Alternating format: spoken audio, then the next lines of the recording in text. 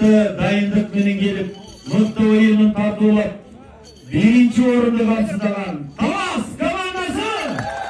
Кол менен келбеңиздер, Талас командасы! Сыйлык тапшырат мына спорттун улуттук түрлөрү боюнча дирекциянын директору Улукбек Нарымбекович. Эки күчтөр баарысыңарбы? Азыр мына сыйлык тапшырылгандан кийин бир сонун бир учурду жалпыңыздарга тартуулайбыз. Жана айтып аткан сюрприз ошол жерде болчу.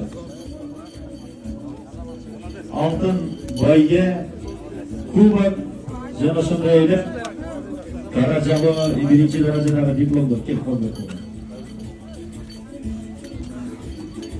Келгиле мындай туруп.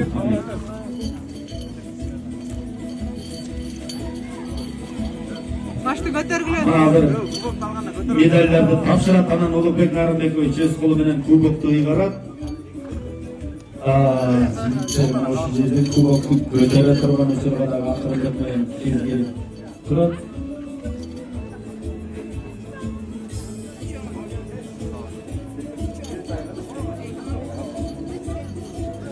Алтын медаль. Болса турулчу, көрмаңдар.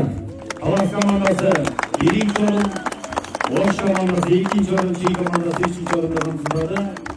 Талас командасынан алтын медальдарды спорттун улуттук түрлөрү боюнча дирекциянын директору Улукбек Нарымбекович өз колу менен тапшырууда. Азыр мына биринчи даражадагы дипломдорду жана ошондой эле